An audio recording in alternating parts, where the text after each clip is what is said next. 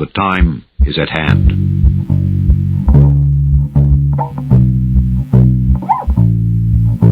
The Army Air Forces has announced that a flying disc has been found and is now in the possession of the Army.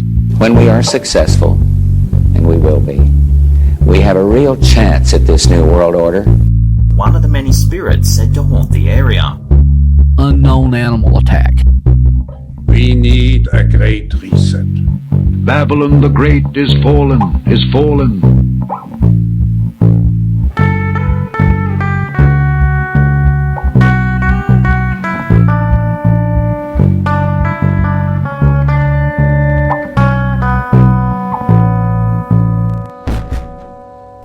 From 659 feet, way up in the Appalachian Mountains, this is In Dark Places, episode 110. My name is Junebug Fugit, and this is my friend Kyle Lovern. Hey Kyle, what's going on? Oh, it's good to talk to you again. Enjoy your show. You're doing a good job with it. It's been a while. Yeah, been a while. I was telling you, I uploaded that one the last time you were onto YouTube. I'm so far behind on that, it's awful. Well, it takes time when you're working a full-time job to do this on the side. It's time management. It's tough. This week we're going to be talking about some astronauts and UFO sightings. So kind of related to that, I remember you were talking about my grandpa. I never did get to know him. He died in 1974 and I was born in 1975. And you were talking about my grandpa being kind of like a conspiracy theorist before it was cool. Yeah, I can remember. I really do remember this. So we had like an old general store there in Nolan where I grew up. Your grandpa lived up just a few houses up the road from me. And, you know, a lot of those old timers would go sit on the front porch of the store and on the wooden bench and chew their tobacco and talk. And, of course, I was always into the moon landing and all the astronaut, the Gemini programs and all that early on. And I remember being a kid and going to the store, and I was standing there on the porch, and I heard him and a couple, maybe another guy, talking about the first moon landing there, you know, 69 with Buzz Aldrin and Neil Armstrong. And they didn't think it was real. They thought that they just landed, or they were out in the desert somewhere filming that and making it people believe that they landed on the moon. And what's funny, they did that. That was probably the same summer there, 69, so I was pretty young myself. And them saying that, and all these years later, you hear that same conspiracy theory. People say that either was a Hollywood set or they were out, you know, like in the desert somewhere and had it set up and made it look like they were on the moon, where they really weren't, because they said they wanted to beat Russia. You know, it was a space race, they called it. They wanted to, Kennedy vowed that we would beat Russia to the moon, and Russia, of course, was the first one to launch an astronaut into space and to orbit the Earth, and they got a little bit ahead of us. So then they put a rush on our program, NASA, and supposedly we beat them to the moon. But if you listen to some of the old timers, and now the conspiracy theories in today's world, some people say we really never landed on the moon. So it's interesting. Henry Fugit was his name. He was a plumber. I know he did some work at our house for my dad. My dad knew him and your family real well. That's wild. I always go back and forth on the moon thing. I can see where that it could be easily faked, and that they were trying to beat Russia and they wanted to keep up the morale, and America's like the leader of the world and everything. But then, like, it makes you wonder, if we did go, why in the world didn't we ever go back? Well, it does make you wonder. I mean, it got me thinking. I mean, of course, I believe that we did. I remember watching it on my black and white TV with my family, and we were all thrilled seeing that, you know, Neil Armstrong, one small step for man, one giant leap for mankind, taking, you know, we had no reason to believe that it wasn't true, but then get your bubble burst a little bit, and then, like you said, it makes you think, well, maybe there's something to it. I hope that we did, but I guess maybe one day we'll know the truth. Now they're talking about going back to the moon, maybe another year or two. They've been actually supposed to, they just picked 4 new astronauts that will go up and orbit the moon I guess that's sort of a test before they actually send some others up after that to land on the moon. And that was just a few days ago that they picked those 4 astronauts. So we'll see. Hopefully they'll do that. And then the next step is supposedly they're supposed to go on to Mars. So that'll be even a greater achievement. I hope to like to see that in my lifetime. It'd be something would see them land on the moon and then go on to Mars. That's always been a sort of science fiction. A lot of people didn't think it ever happened because it's so far away, but looks like they're planning that, and that's the next step. That's exciting stuff. I always was into that stuff. I would sit and record CNN. I had my college schedule planned out so I could be home for like the 12 o'clock news. Yeah. I would always watch CNN and stuff about the Mars rovers and everything. Had everything recorded onto VHS tapes. I was just super into it. You're like me. I was really interested in the early astronauts and watching those early space flights when they took off, and then the recovery when the capsule would parachute back into the ocean and the Navy boats would go out and get the astronauts. It was pretty cool stuff watching as a kid growing up. I even had a toy rocket, and it was like 3 stages to take it apart because it was just like when their rockets went up, how the first stage would break off, and then the next one. Oh, that's neat. Yeah. And now here is the Nicolas Cage Meltdown of the Week.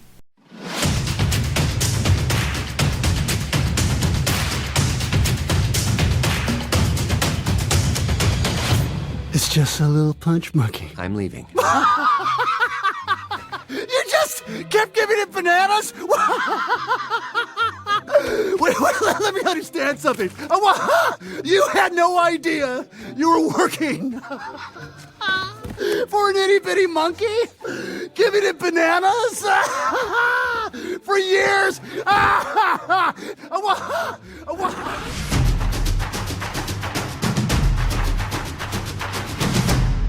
Dark Places listeners, this is Mr. Haunted with some breaking news.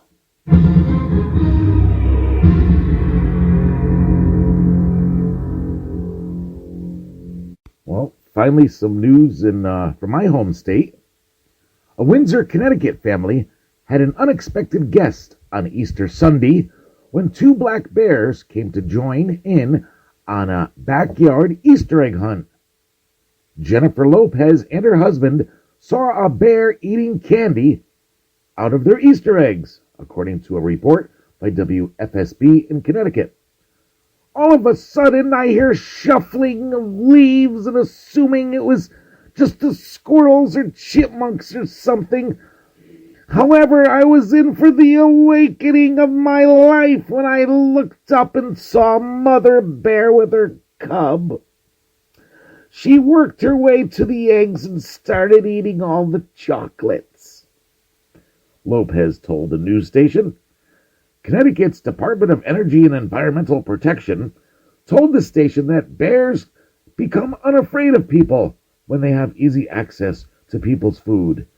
The department also said the first priority should be safety rather than taking a photo or video of a bear. No, my first priority is taking a photo or video of said bear.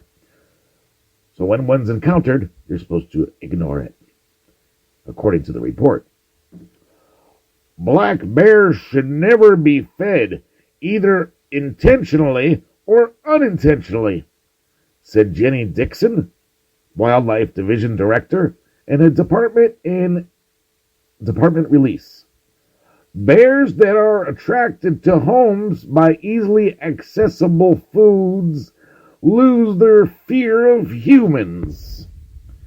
It's an Easter egg hunt. Lighten up, people. Shout out to Little Fish. This has been Mr. Haunted with breaking news.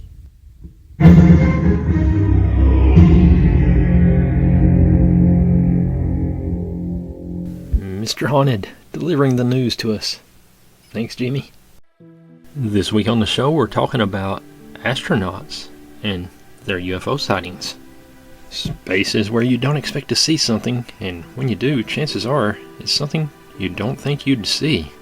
What else do you expect when you leave your own backyard and venture beyond the known? Are these just conspiracy theories at work or actual experiences? Astronaut Scott Carpenter's, the second American to orbit the Earth, statement: "At no time when the astronauts were in space were they alone. There was constant surveillance by UFOs." Leaves us wondering about what we haven't discovered yet. From UFOs to strange space music, to a knock on the door. There's plenty these astronauts talked about, and every instance is legit creepy. How much of it is true, though, has yet to be established. What about Neil Armstrong? You think he actually saw some UFOs and aliens and stuff? You know, that's some of my notes here. There's rumors that Neil Armstrong and Buzz Aldrin did see a UFO, and but both of them deny it. You know, there's been stories that have spread that Neil Armstrong witnessed multiple UFOs during the Apollo 11 mission, but there was always an explanation that the sighting was attributed to some of those jettison components that broke off when you take off, and they have different stages on those rockets. And then Buzz Aldrin, supposedly a writer, but he was a science fiction writer, swore that Buzz Aldrin said that they did see a UFO, but he swore that he didn't, and says there's nothing to it. But, you know, I'm thinking those guys are so loyal. You know, people forget most of them are military, they're Air Force, and they're sworn to secrecy, and they take that pretty seriously. So if they did see something, they were probably told not to talk about it, and I think that's those kind of guys would not report it, or just say there was nothing to it, that, you know, it was just whatever, space junk or whatever. So both of them deny it. But then you've got a couple big astronauts we'll talk about here in a minute that claim that they did see UFOs, and they're pretty believable with their stories.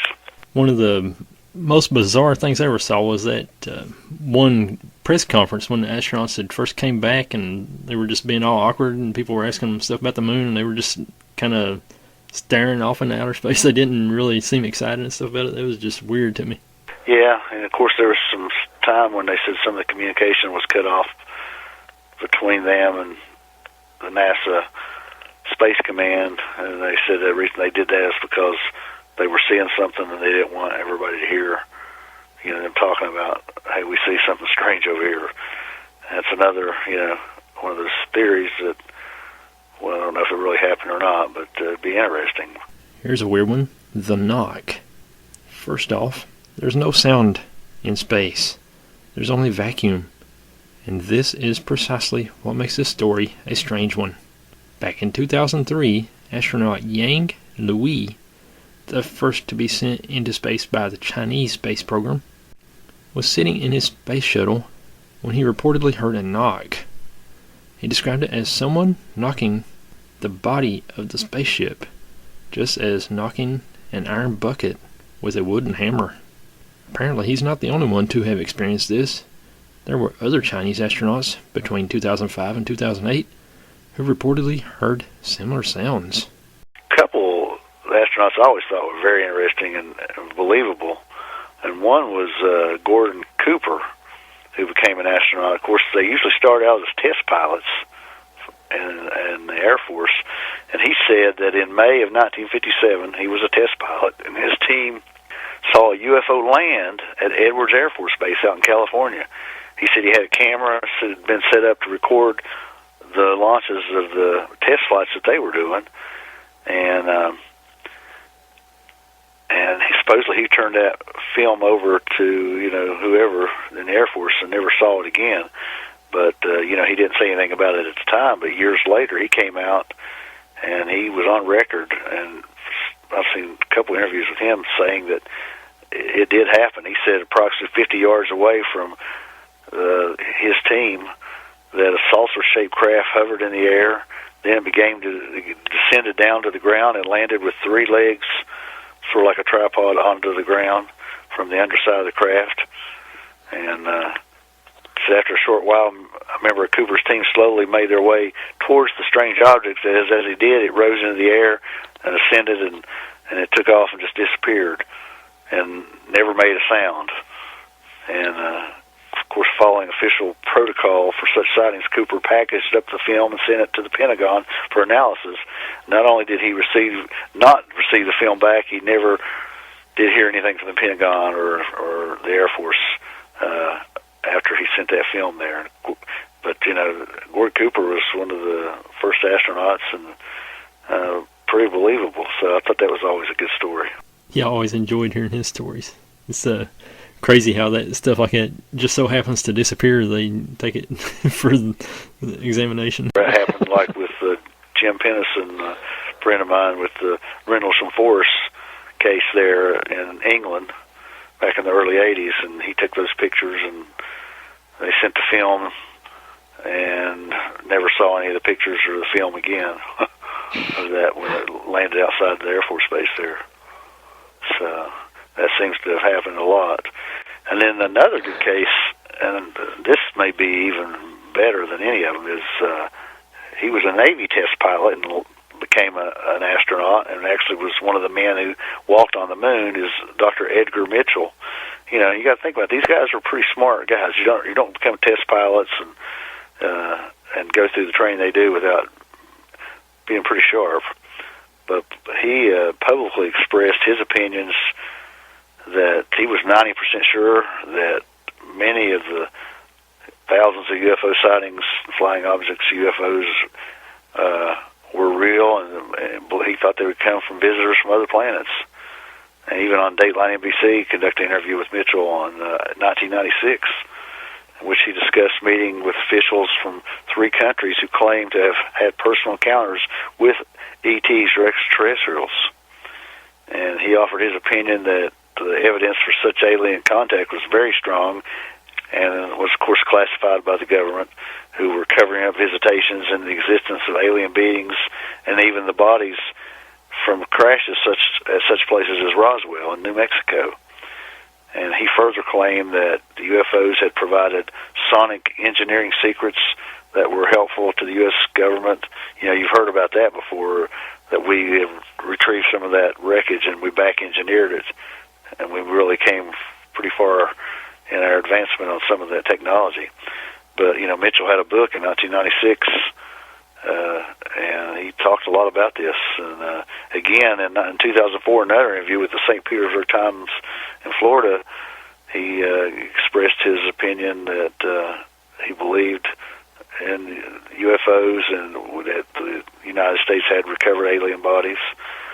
And it goes back to, as far as, the other, which we talked about before, U.S. presidents, and you mentioned John F. Kennedy.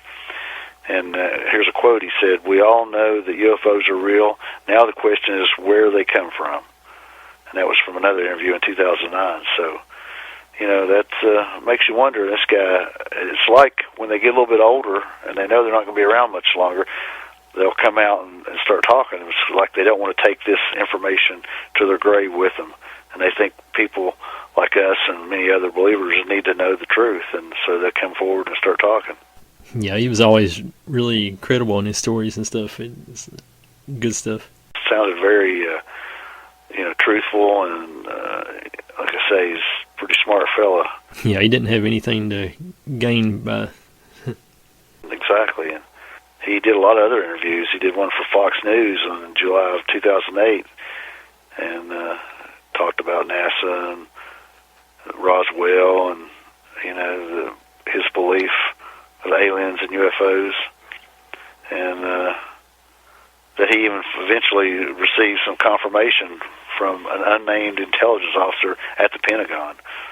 So that was pretty telling right there. And there's been a few other astronauts from other countries that have said they've seen stuff when they were up, and the guys on the space lab have seen things. There's been other astronauts that have seen some strange lights when they were out, either in the space lab or orbiting the Earth. And most of them were kept quiet, but what better witness than astronauts with the training they have? I mean, the guys are test pilots and whatever. NASA astronaut Alan Bean claims he saw something shiny on the moon. He described it as shoe leather.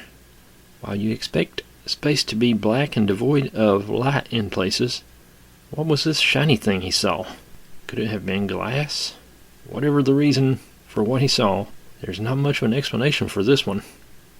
So many of these guys have passed on, you know, they're not around much longer, so, but maybe now, since the government, the Pentagon's releasing some of these videos from the test pilots of the UFOs we've had, like the Tic Tac UFOs in the last few years, some of this will come out that's been classified. And I was doing a little research. Some other astronauts, some of the early astronauts in the early Gemini programs, Frank Borman and James Lovell, I remember those guys and those names. That's when I was real young. But during one of the Gemini missions, it was Gemini 7 in 1965, both Borman and Lovell reported a sighting that ufologists believe was a real UFO, and it was referred to on the radio as a bogey, which is what they usually said when they were, of course, fighter pilots. If a bogey was something that was coming toward them if they were flying a jet. But Borman claimed it was a separate spacecraft when they were out there orbiting around the Earth. And once the mission ended, Borman claimed that it was, it was a mistake. And I'm sure that somebody got to him and said, "Look, you can't say anything about this." And so he was forced to hide the truth behind that sighting that they had. So again, the cover-up continues, and we've had this for so many years. Diane Brock, don't treat your puppy like a dog. Hey, Steve Levitt, you're treating your puppy like a dog. Kit Miller, are you treating your puppy like a dog? Oh, no. Dog food is for dogs. My puppy gets puppy food. Puppy Chow brand puppy food. I know puppies need more nutrition, and Purina Puppy Chow has it. Good for you, Kit Miller. No, good for him. Don't treat your puppy like a dog, dog, dog. No, no, no. Give him Puppy Chow.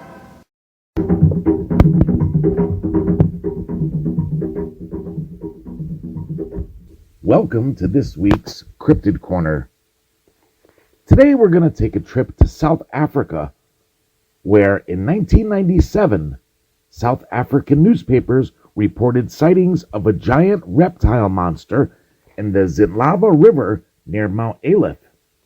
Villagers in the area claimed that the creature was about 65 feet long, had the head of a horse, the lower body of a fish, short legs, and the head of a snake, and that it shined with a green light at night.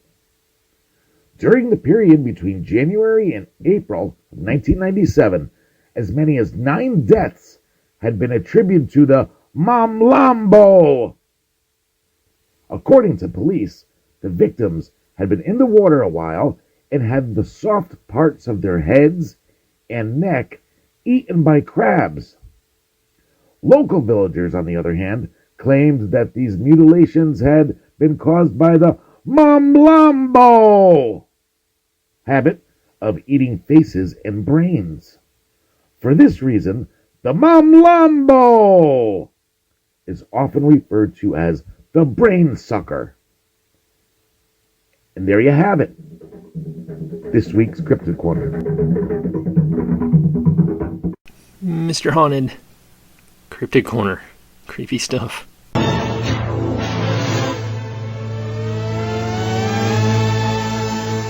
During the Apollo 10 mission, a test run for the first mission to the moon, astronauts, among other things, took to testing various equipment.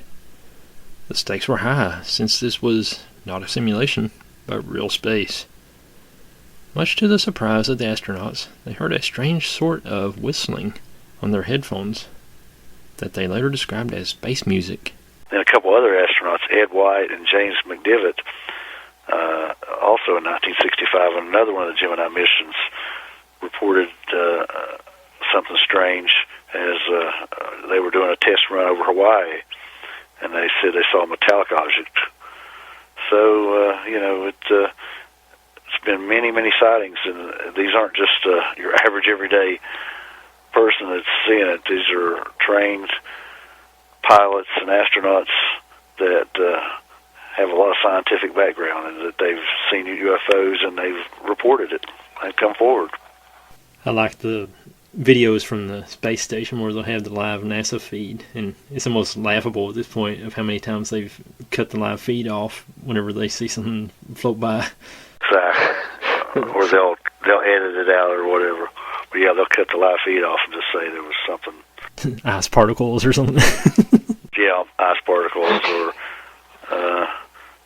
small shooting star meteors coming by, or an old satellite space junk, which there's a lot of that out there, but, you know, it just everything can't be be that kind of answer to every UFO that they see. Yeah, that's for sure. Yeah, Armstrong and Aldrin, though, they were the first ones that supposedly stepped foot on the moon and supposedly saw something when they were there. Even that's been a rumor. If you look it up on the internet, whether it's made up or not, it'd be interesting. You know, them being the first ones. If there were somebody watching us or UFO aliens, they might have been curious on what we were doing, and they might have been over there to the side watching. Okay, let's see what these Earthlings are doing now. They've made it this far after all these years. Of course, you know, the ancient alien conspiracy theorists think that we've been monitored for many, many years, and they've been keeping a track of us on Earth for a long time. So they've seen the progress we made from, you know, flight to rockets to making it to the outer space to the moon. Retired NASA astronaut Dr. Story Musgrave has a lot to his credit, so it would be difficult to pass this off as a lie. But he claims he saw an 8-foot-long white snake floating through space. It's not hard to imagine that this could have been a hose detached from the spaceship, but Musgrave remains adamant. Some of the other countries, you know, some of the Russian cosmonauts and even some astronauts from other countries have reported seeing stuff. So, you know, it's not just the United States of America. It's just like UFOs are reported worldwide in almost every country. You know, there's always been a lot of reported sightings down in South America. You know, Russia had what they call the Russian Roswell, where they supposedly had a UFO crash there, and they retrieved it. I remember seeing a picture that, if it wasn't doctored on the internet, that looked like it was out in maybe like Siberia where it was snowing, and there were Russian soldiers out there recovering that reported craft that crashed in Russia. So, you know, you've had sightings in every country, you know, in every continent, Australia and Europe. It's not just isolated to the United States or North America. China and India are getting into space exploration now, so it'll be interesting to see what kind of stuff they capture on video and stuff. And of course China is, and they reportedly are hoping to go to the moon also, and to Mars, and you know, they've got lots of money. They've put a lot of money into their military and their space program, and I can see them doing it. And Russia doesn't seem to be as interested in it as they once were, but China definitely does. It's kind of looking like it's going to be like a repeat of the 60s, where it's going to be another space race between us and China. And I think that China is definitely going to beat us, because we seem to be lacking on a lot of fronts now these days. Yeah, funding has been cut over the years, last few years, and they finally have decided to. You know, it does take a lot of money. A lot of people think it's wasted money, but you know, it might be the future. We may need to, you know, put a base on the moon. Of course, there's some that say we already have one up there. That's another conspiracy theory.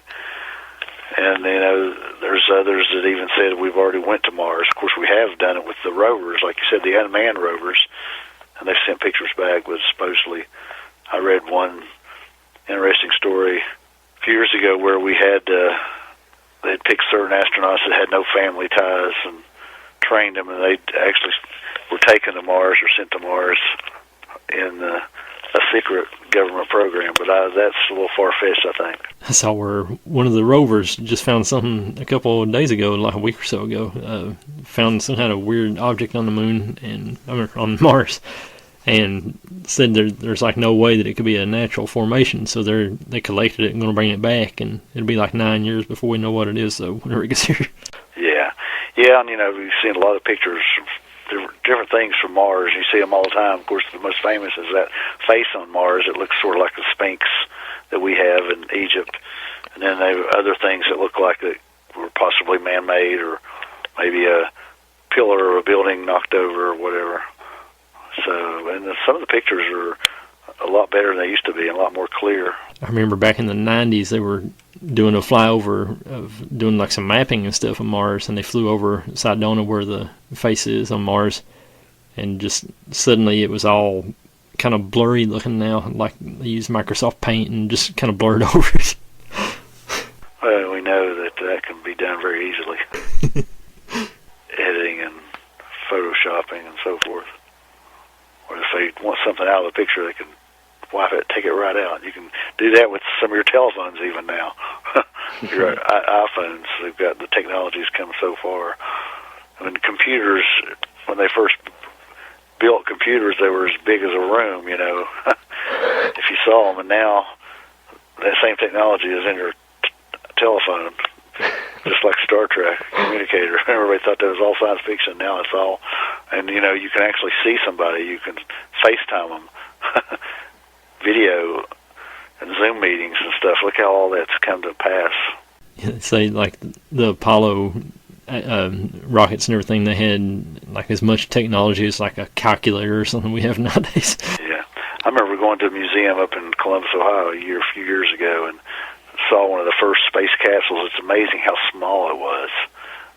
It was like big enough for one man when they first started the test flights. They sent up a chimpanzee, and they were pretty small. It's of course they've come a long way with the space shuttles and the rockets and things. Now you've got private companies that are doing space flights. If you got enough money, you can pay and and head up. I think Elon Musk is wanting to do like tourist planes and stuff like that. It's crazy. I think Jeff Bezos, was he also wanting to do it, but I think he's realized it's just too much money. Oh, yeah. But yeah, Elon Musk and some of those guys is filthy rich. Yeah, but they get some of it back if they can some of these folks that's got a lot of money and want to take a space flight, they can pay and go up. Of course, you had that, about a year ago, where they took up William Shatner. That's what I started to say. Which was pretty neat. That was good advertising there for them, I think, doing that letting him go. It was kind of odd. He talked about how he was all excited about going to get to go up in space and everything after living his dream and all that, and then he came back and was like, it's kind of a letdown. Yeah, well, they only go so far. It's like, it's not quite like you're going into outer space on the Starship Enterprise. But I always thought that would be cool to do something like that when I was a kid, watching those shows. I always thought, but I would want to come back. They're saying now that if they do send the first men to Mars, they may not be able to get back, or they may have to get there and build a place and stay in it, sort of like that movie, The Martian, and until we get the technology where we can get up and get them and send them back, send another crew. So you'd really have to be dedicated to want to do that. But they've got astronauts that are training for the Mars mission. I've seen them interview a couple of those, and they know the risk and how long they would be away from Earth and their families. But if you really want to be a pioneer, a space pioneer, that would be it. We talked about how NASA and everybody seems to kind of just accidentally lose that footage with any kind of UFOs on it. And I saw a while back where they had supposedly lost the instructions and blueprints and stuff of how to land on the moon and get back and everything like that. And it just don't seem likely. How can you lose that? This must be a really sloppy closet or something they keep all that stuff in, and they just lose track of everything. Sloppy filing system. Yeah, that stuff don't seem likely. It's all interesting, but like you say, those early guys like your grandfather think this is all science fiction and never happened in the first place. So there might be something to it. American astronaut Leroy Chow, commander of the International Space Station in 2005, along with his crew, saw a set of strange lights in space. Chow described the formation as an upside-down, almost V. The crew and Chow chanced upon the formation after it flew past them. Kind of weird, all that stuff. And those guys on the space station, they're up there for months at a time. Oh, yeah, they're up there for at least a year sometimes. It's hard to say what they've seen. Now that our relations with Russia are on the outs, because we had sort of teamed up with them and doing some joint missions, but I guess the space station is a Russian, and so any American astronauts on that, probably not going to happen. Yeah, those days are about over with, I believe. It's getting pretty tough times down here now, Russia, China, and everybody. Oh, yeah, definitely. But it's all interesting, and, it's to each his own, whatever you believe. But if you got time, you can go on and Google and read some of this yourself, and it's pretty interesting stuff if you want to take the time to do it. You've probably seen a lot of stories detailing astronaut Scott Kelly's journey as he got ready to spend a long time on the International Space Station. He went on to become an astronaut who spent the most hours there. But that's not the only thing that makes his story stand out. Kelly has said things that suggest a big brush with aliens. While he's not said so himself in so many words, his jokes seemed less like jokes and more like something for all humanity to consider. Like the time he mentioned in an interview about aliens having it easier in space than we do. Makes you wonder what's real and what's not. But there's a lot of good stories out there from various, even from the 60s up until now. Over the years, a lot of astronauts, test pilots, military personnel. It's pretty cool. Yeah, I was just always amazed by all that stuff. I've just been hooked on it for years. So it just all ties in hand in hand with the UFOs and stuff that I've always been into. Yeah, you're similar to me on that interest and thoughts, and I've definitely been interested in it for a long time. I will be, I guess, until my last days. Yeah, it's the same with me. Just always reading stuff about it and everything. Oh, yeah, anytime I see something, I sent you that article I found from 1957 from the Logan newspaper where they saw a flying object UFO over there.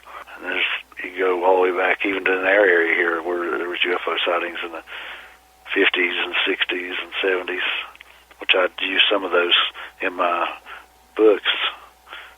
There were a lot of local sightings and it actually made our newspapers, so there were some people interested in them, even the local press. Yeah, it's fascinating stuff. And some were, reported to the police and so forth. Yeah, it is fascinating. So there's a lot more. I had one deputy that told me he saw something. He was working night shift. This was here in Mingo County, and saw something over Williamson one night late. Real amazed him, and he actually reported it to NORAD. And, they didn't know what it was either, but he swears he saw something. So there's lots. You never know when you're out at night or even in the day, but it seems like most sightings are at night. What you're going to see. I was coming back from a concert one time, probably 10 years ago or so, and looked like a V-shaped thing just hovering over top of the 4-lane out there on US 119. And I pulled off on the side of the road to get a better look at it, and as I was just kind of observing the road or something, then had a buddy with me, and we stood there and looked at it for a minute, and it just kind of flew away. And it didn't look too big, though. I don't know. It could have been a drone. It had some pretty good speed to it, though, when it flew away, so I'm not sure what that could have been. Yeah. Of course, drones are sort of new, so it depends on how long ago that was, but... Yeah, it seems like it's been at least 10 years. I can't remember now the way time flies by so fast. I just get it all mixed up anymore. Yeah, that happens as you get older. But, yeah, I appreciate you taking the time to come on again, Kyle, and we'll do it again sometime. Yeah, I always enjoy doing it, and thanks for having me. And that's about all of the scary astronaut stories we have for you. My thanks as always, Kyle Lovern, Jimmy Haunted. Shout out to our YouTube friend, Mountain Holler. Thanks, Paul, Steve. Thanks, everybody. We'll see you again here next week. God bless you.